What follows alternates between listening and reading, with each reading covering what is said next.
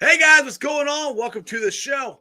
I know it's a little earlier, but I have a very special guest today.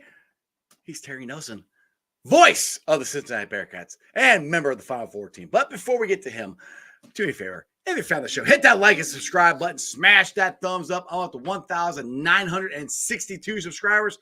I appreciate every single one of you guys. If you're watching on Facebook or Twitter and you have yet to subscribe to my channel, why not?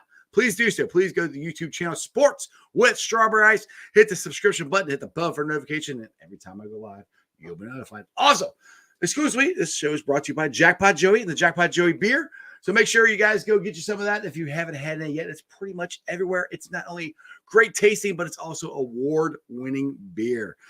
Now, this show and every show is brought to you by T Properties. T Properties, quality housing for quality people. Check out the website at www.tpropertiesllc.com for all your rental property management needs and your rental needs. One more thing, we got to get to Betfred. If you guys have not signed up with Betfred Sports yet, please do so.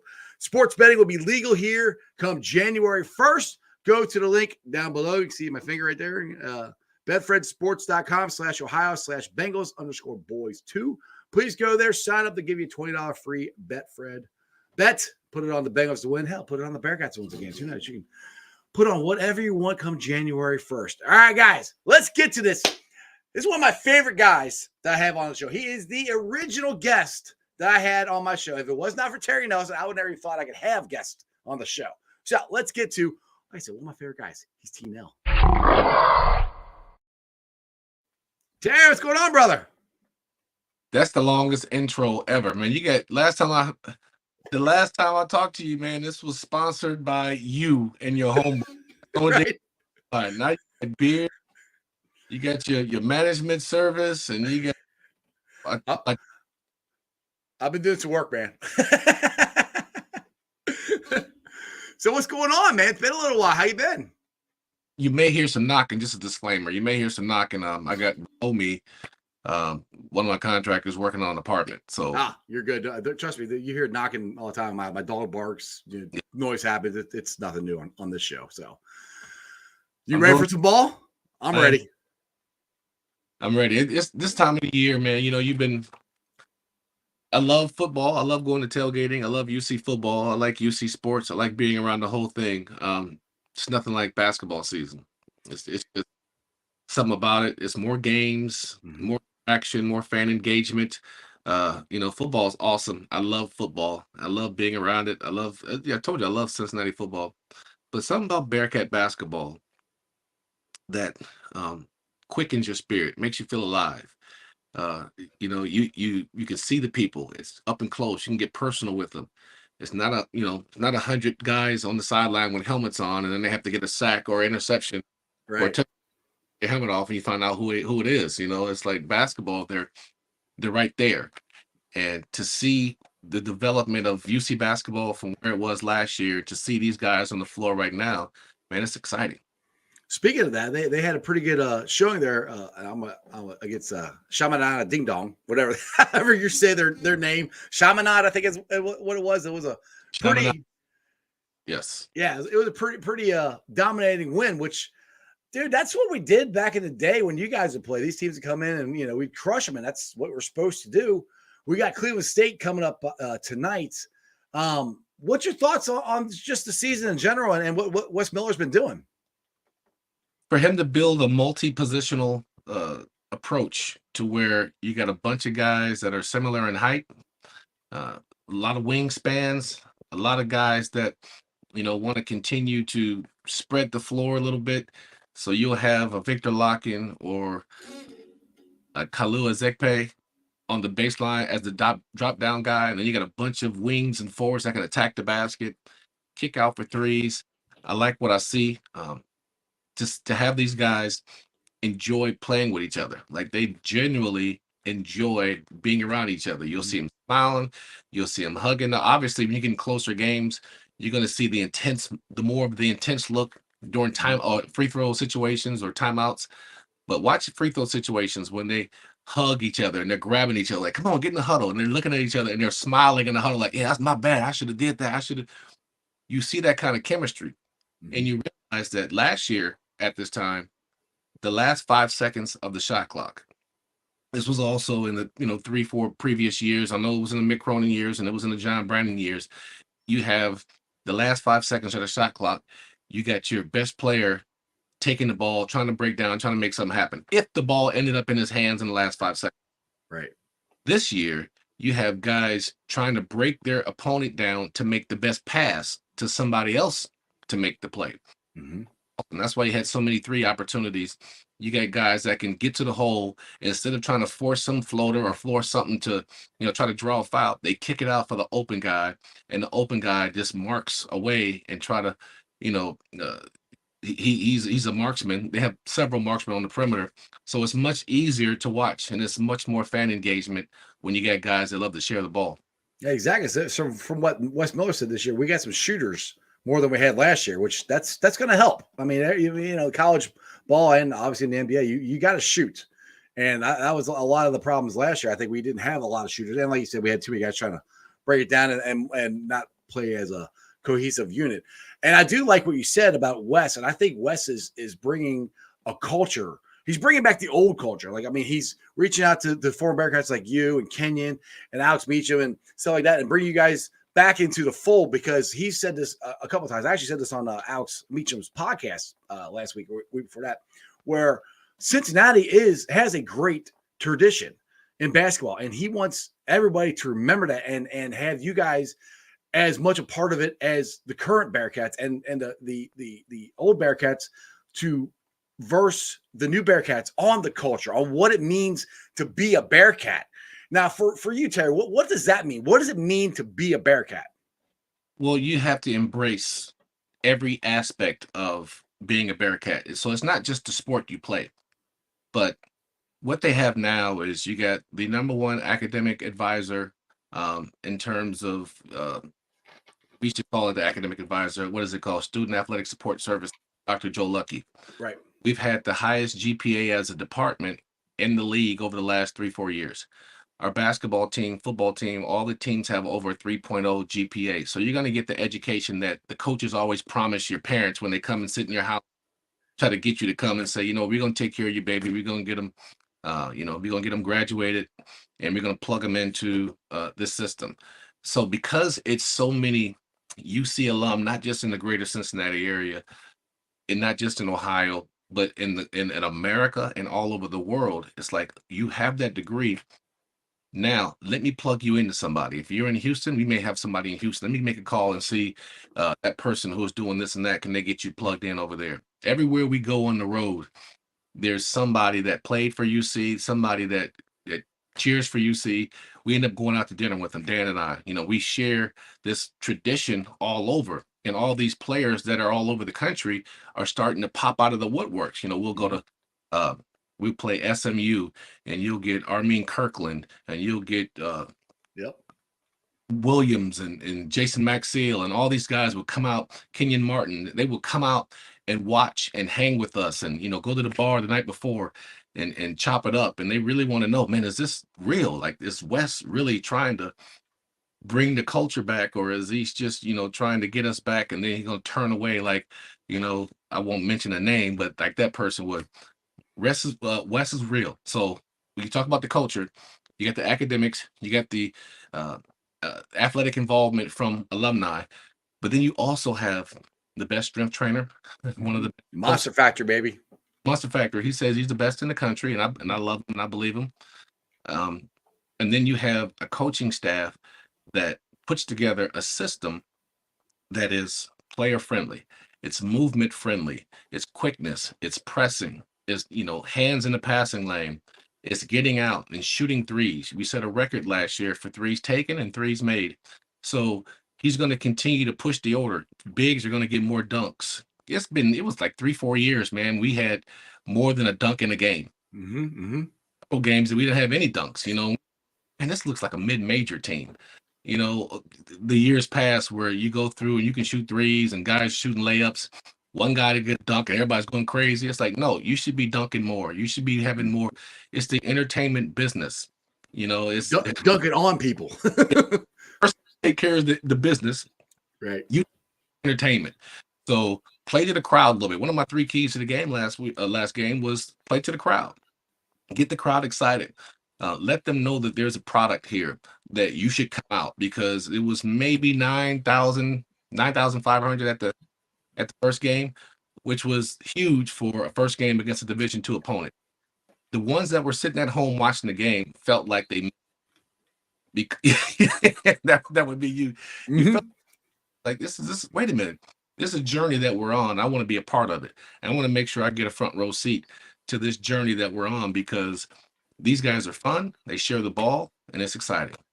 Yeah, and the thing that I can't wait for, and this is one thing that I always loved about your guys' team, the Final Four team, is picking up the defense full court. And Wes has talked about wanting to do that, and that he tried it at times last year and it didn't work. But I think this year he has more of a team, has more length, more athleticism, and is able to do that. That's one thing that I am really excited. That's one thing I think really helped you guys for your Final Four run, was you guarded them.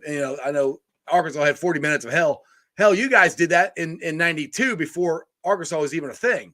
So that's one thing that I can't wait to see Wes implement, is that part. Because to me, a Bearcat, just as far as the basketball goes, intensity, and we always talk about defense. And I haven't seen the UC defense like it used to be, and I think Wes is going to bring that back. Yeah, he's bringing he's got several different defenses, and he's trying to, trickle them along and make sure we got guys that can pick them up.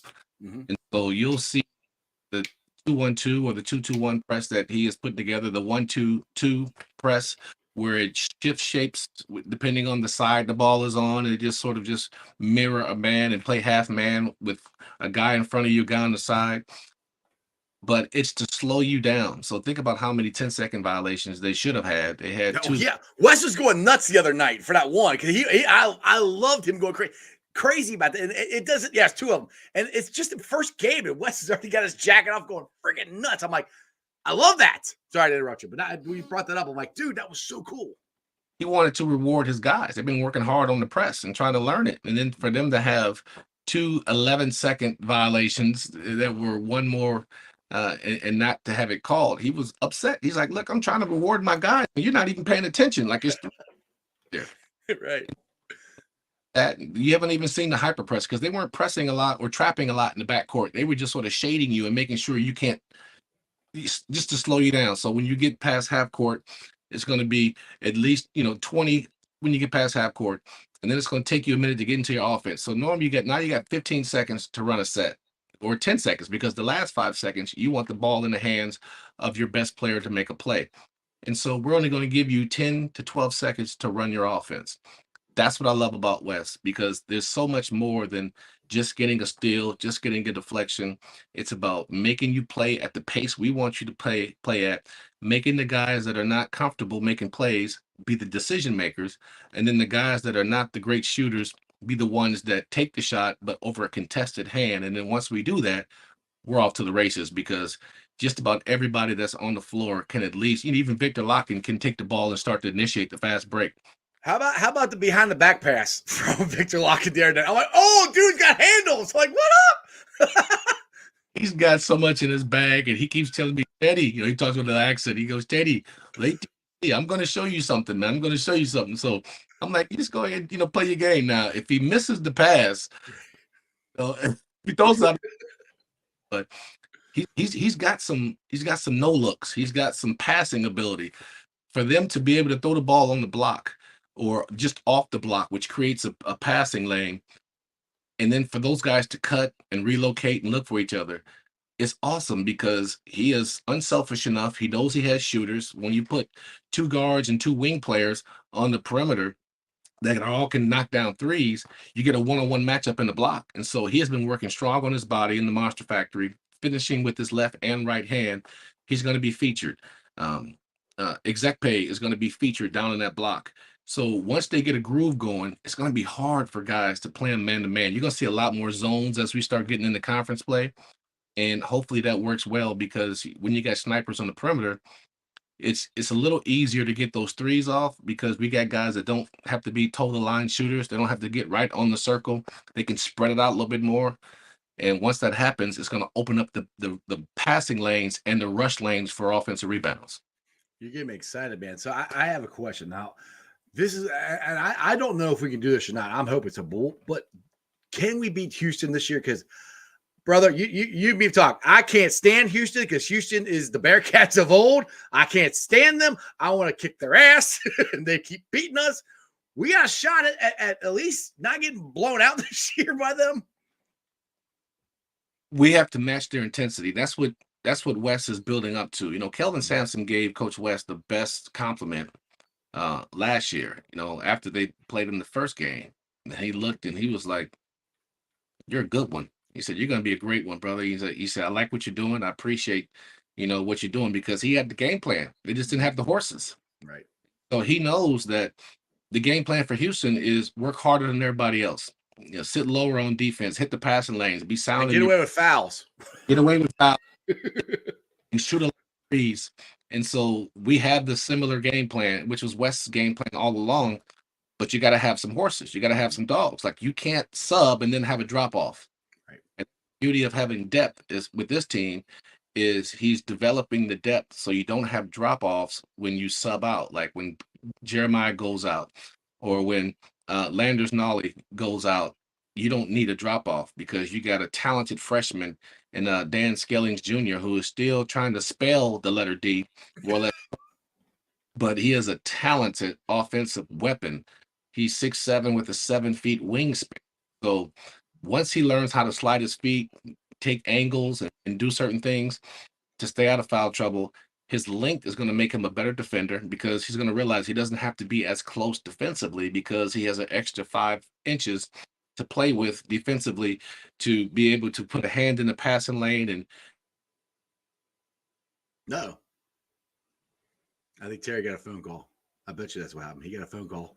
Somebody's calling Terry. Oh, good. Yeah, okay, there you go. That's what he's calling you. Go ahead. Yeah. So, and then you got, like, we haven't even seen John Newman yet. He's been dealing with knee back injuries. So he played a little bit, and people are like, man, I thought he would be starting. Well, he's the premier wing defender in our conference. So we got to get him back healthy. So healthy, he's going to be a clog in that rotation. More steals, more deflections. He's able to just take out your number one scorer, be physical, aggressive with him, and then he can score himself. So we're still not at full strength. The new guys are trying to figure out, what this system is and how to make it not just to their talents, but to use their talents to create for other people. That's what I love about Landers Nolly, to see that he is not just a gun, a hired gun that we brought in here to, give us 20 points a game. He can do that, but he gets just as much enjoyment out of the pass than he does as making the play.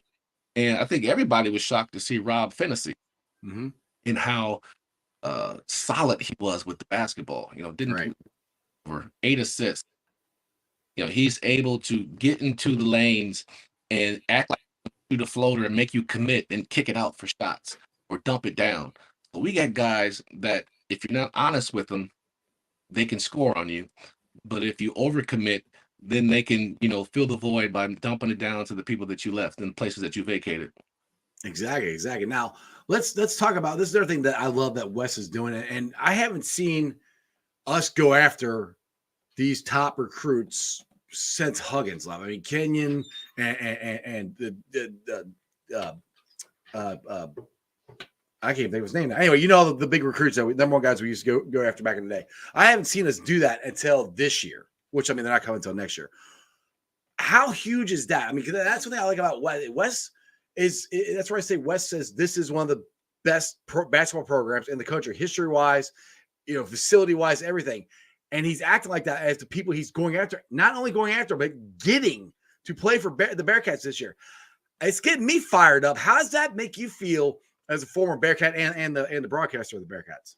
Brother, there's so much power in belief. And you can tell the people in any walks of life, for those that say they believe, and then those that absolutely will demonstrate their belief. And he is saying, when everybody takes a job, oh yeah, I can recruit here. I can go out and get the best, and then they realize that there's a level that they, in their mind, that they have. And they think that they have to go after that particular level because they don't think they can get that level of recruit. Well, the beauty of Wes growing up in North Carolina and seeing national championship after national championship, NBA player after lottery pick after lottery pick coming from Duke and North Carolina, and to grow up in that and then play there and be next to lottery picks and first round picks, and that just become your core values. And yes, you're trying to build a program. It took you 5 years to build a program from scratch. When you started, it was a top 300 program, and then by the time he left there, they were a top 60 program. So, but he never left the mentality. And he has some guys that are these now that are really, really good players. It took him a while to get that level of player, but he always envisioned recruiting at a place where he can go after the best of the best. And so when he got here, he was like, he fell in love. He said, why not? We got great facilities. We got one of the top 25 campuses in America. It's beautiful. We have some great programs. We got great academics. We got the Monster Factory. We got weights. We got heritage and history. We've got national championship banners from 60 years ago, Final Four from 30 years ago, the top-notch facilities that were created now. All that's left is a coach that believes that he can go out and get the guys that everybody else who has a great program have. And so what he does is he walks in the gym and he thinks he's going to be the man. He thinks that he's going to get the man. Right. He thinks he's a 5-star. He's like, I got just as good a chance as he, as Kentucky or Duke does, because I can talk too. I'm real. We got a great, we're going to get you graduated. We're going into the Big 12. I mean, what is not to like about the red and black? We got guys that were lottery picks. We got famous players. We got guys that are the greatest of all time in NBA history. We have it all. So why go somewhere else where you just another name on the clog, or come to Cincinnati and be remembered forever? Remember, there's the Bengals, there's the Reds, there's FC Cincinnati. There's no NBA team. So you come here and you win, you are immortalized. I mean, I'm a living proof. Yeah, exactly. I mean, just talk about that right there with the reunion of the Final Four team, which I love that they still do it, because I mean that's still, other than the back-to-back championships, that's to me is the second or third best team ever in Cincinnati. You got the national championships, and then you got you guys, and I always do this way, for what you guys brought, and you brought the Bearcats back to prominence. When I was a kid in the 80s and stuff, my dad told me about the 60s and how good the Bearcats were and stuff. The 80s were, the Metro Conference, we had some years weren't that good. But once you guys made that run for the Final Four, being a Bearcat was cool again. We had Tupac wearing Bearcat stuff. We had players going to the NBA. We had rolled into Kenyon going to the number one pick. That all started with you guys. What was it like? Because I know a lot of you guys still live around here, but you don't all get together all the time. But what was it like getting back together with the guys and Coach Huggins and just being, together again? I'm sure it brought a lot of great memories back.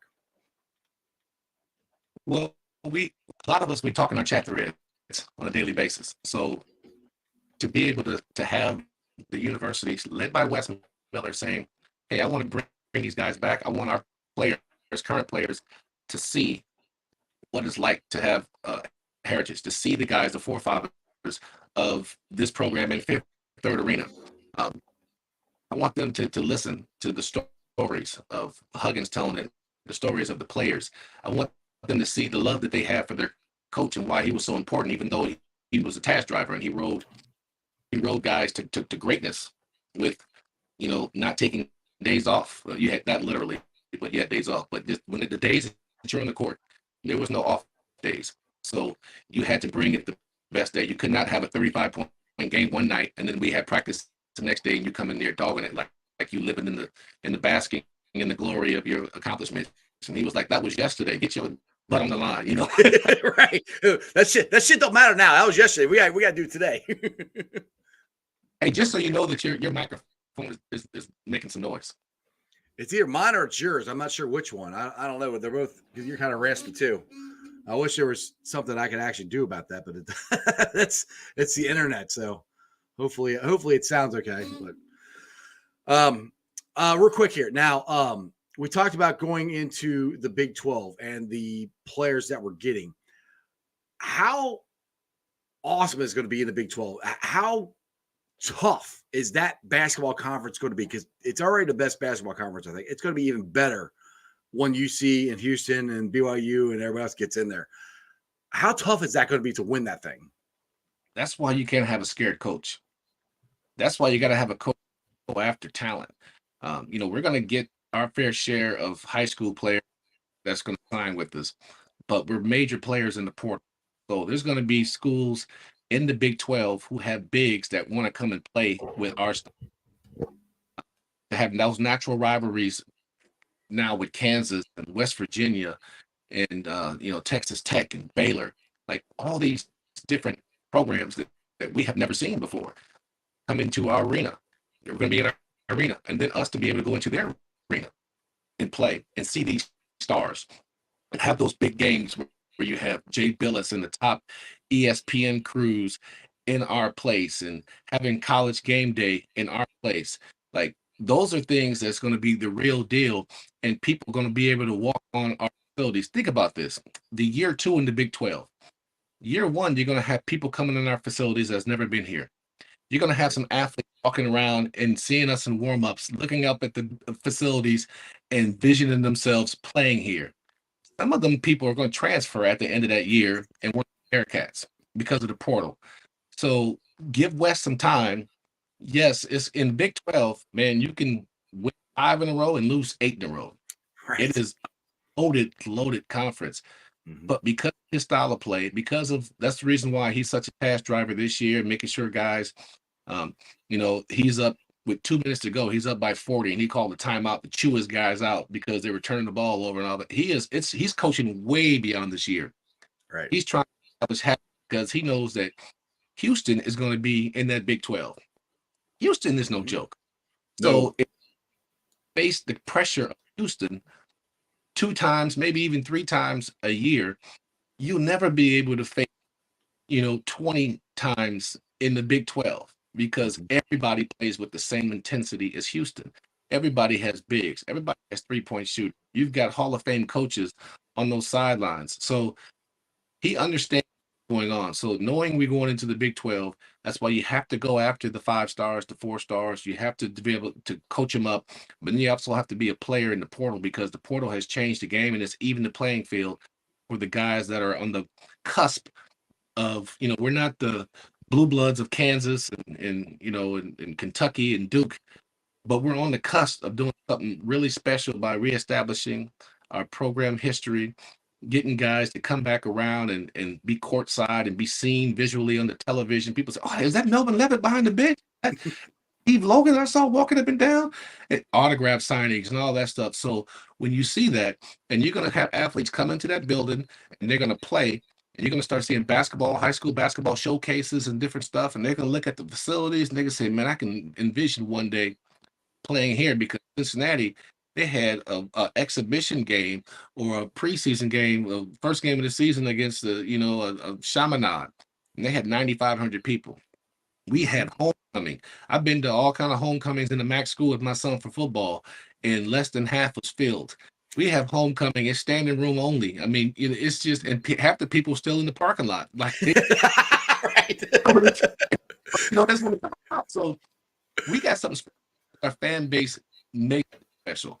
And because our fans say sports in our community is worth participating, it's worth paying a premium for, it's worth supporting. Because of that, now we can go out and get the best because we say, look, if you want to play in front of the best crowd, you can come here because they will support you in everything. Exactly, dude. And I love the basketball arena. I know it's what 3 years old now, but just walking in that place is amazing. It just you get that like wow, this is a legit Division I big time program. And I love Old Shoemaker. I mean, don't get me wrong. I did that place still holds a place in my heart. But walking to the new place, it's like you just said. They look at the banners, looking around, looking at it, fill it up. People are like, "Wow, this is legit. I want to be a part of this. I want to play here." That's the thing that's coming back to Bearcat basketball, along with the football. I mean, all of it. And rolling into the Big 12, it's such an exciting time to be a Bearcat. I'm still a Bearcat. Live, breathe, and die. I'm still a Bearcat.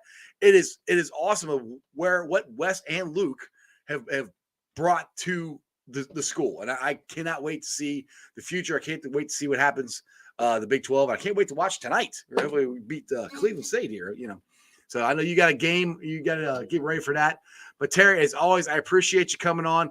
Tell everybody about where they can follow you and anything else you want to plug before I let you go, brother. They could probably follow me from you. So Yep. T-Nail on Twitter, T-Nail33 on Instagram, T-Nail33 on Snap. So it's T-Nail33. You put a social media link in there and type in T-Nail33 and you'll catch me on some platform. Exactly. Like I said, Terry, I always got to give you credit because you were the very first person that ever came on here to do. You're the one that told me I could do interviews. So as always, my friend, I appreciate it because, like I said, all that big long intro and everything, none of that would have happened unless you told me I could do this. So I love you, brother, and I appreciate you, man. I want some of that Joey beer too, brother. Dude, I'm gonna hook you up with it. I gotta find you. I'm gonna go to one of these Bearcat games. I'll have to meet outside. And I'll have to give you one, but I'll hook you up, brother.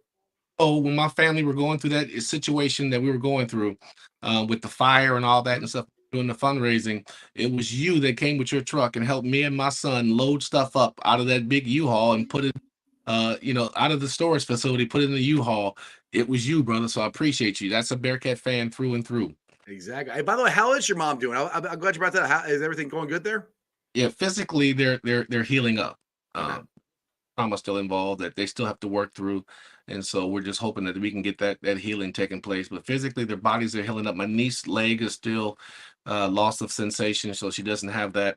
My mom's back walking and doing what she's doing and having a good time with her vibrant personality. And my sister's back is healing. She broke her back, had 6 vertebrae replaced. My nephew's hips are great. They broke their hips, broke legs, arms. Everybody's back healed.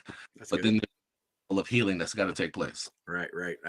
I'll keep your family in my thoughts and prayers, man. And real quick, when were you guys gonna be at the Montgomery Inn this week, or were you guys doing the show, the coaches show?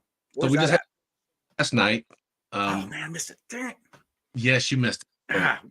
Week, I believe it's going to be either Monday or Tuesday because I think we leave the 18th for Hawaii. Okay, now is it at the boathouse? Is that where it is again, or where is it at? Oh, it's at the original Montgomery Inn. Original one. Okay, all right. So hit me up, mate. I want to try to meet out, get out there to see it. I'll bring you some of the beer. Awesome, brother. I appreciate you. All right, man. Appreciate you, Terry. All right, go Bearcats. Go Bearcats. All right, guys. I hope you enjoyed that as much as I did. Terry, like I said, Terry Nelson is one of the coolest guys ever. He is a really good friend, so I appreciate him coming on. Anyway, I will see you guys later on tonight at 6. I'm going to have Glenn Goodberry on. Other than that, that's just sports, baby. See ya!